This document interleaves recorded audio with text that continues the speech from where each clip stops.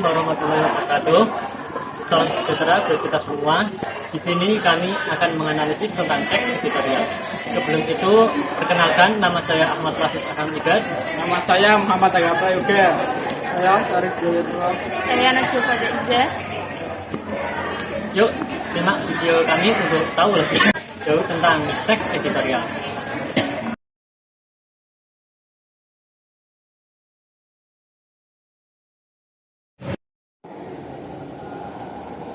Sebelum kita menganalisis lebih jauh tentang teks editorial, tentu kita harus tahu apa sih teks editorial itu. Teks editorial sering disebut sebagai tajuk rencana, secara umum dapat dipahami sebagai sebuah ulasan pokok dan menyeluruh dari seorang penulis tentang suatu isu tertentu yang sedang hangat di masyarakat. Teks editorial sendiri biasanya memuat pendapat pribadi dan redaksi terhadap suatu masalah secara aktual. Nah, saat ini isu pangan sedang menjadi permasalahan global, sehingga dibutuhkan solusi teknologi untuk mengatasinya. Berikut merupakan teks editorial tentang solusi teknologi untuk pangan yang akan kami bahas. Dalam teks editorial terdapat fakta dan opini. Fakta adalah segala hal yang bisa ditangkap oleh indera manusia berupa data di keadaan nyata yang telah terbukti kebenarannya. Opini adalah sebuah ide, pendapat, pemikiran terhadap sudut pandang tertentu yang bersifat subjektif. Setelah kami menganalisis teks, kami menemukan 3 fakta dan 2 opini. Fakta dalam teks sebagai berikut. 1. Krisis pangan merupakan salah satu masalah global yang menguat saat ini. 2. Beberapa tahun berakhir, musim kemarau bersifat basah. 3. Ketahanan pangan menjadi prioritas pemerintah dalam rangka meningkatkan kesejahteraan dan pemerataan. Dan berikut ini adalah opini yang termuat dari dalam teks. 1. Sejumlah narasumber berpendapat bahwa untuk membangun kemandirian, maka perlu usaha untuk diperkuat. 2. Teknologi memungkinkan semua insentif untuk petani bisa sampai kepada individu yang bentuk yang berhak.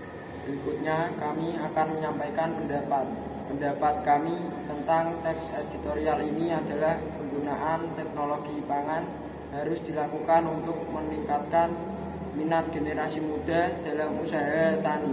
Penggunaan teknologi selalu identik dengan efisiensi waktu, dan generasi muda pada saat ini menyukai hal yang cepat dan mudah, sehingga penggunaan teknologi dalam usaha tani diharapkan menarik minat generasi muda, sehingga krisis pangan dapat terhindarkan.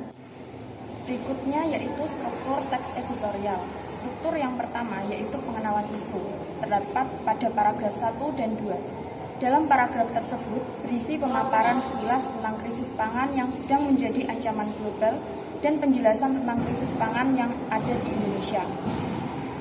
Struktur yang kedua yaitu penyampaian pendapat, terdapat pada paragraf 3 sampai paragraf 6. Dalam teks editorial dengan jelas menulis bahwa dilakukan diskusi untuk membahas isu krisis pangan dan pembahasan lebih lanjut tentang isu krisis pangan yang terjadi di Indonesia.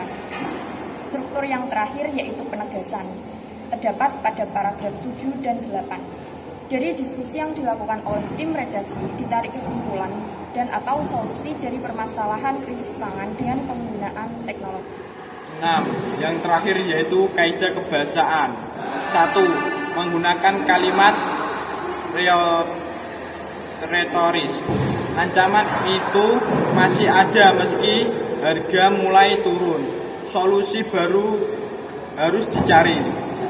2. Menggunakan kata-kata populer, problem, generasi, hulu, hilir, terlena, terintegrasi. 3. Menggunakan kata ganti penunjuk yang menunjukkan waktu, tempat, peristiwa. Kalimat yang menunjukkan waktu yaitu krisis pangan merupakan salah satu masalah global yang menguat saat ini. Kalimat yang menunjukkan tempat yaitu Indonesia, dunia perlu bekerja keras mengendalikan tren terus naiknya importasi komoditas pangan. Dan kalimat yang menunjukkan peristiwa yaitu kita masih beruntung selama beberapa tahun terakhir. Musim kemarau bersifat basah sehingga produksi pangan bisa dilakukan saat musim kemarau sehingga produksi bisa berlanjut.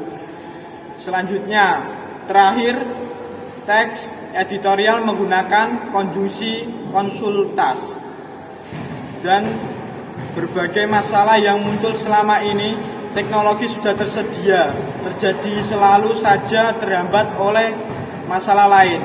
Kata oleh penggunaan konjungsi kausalitas.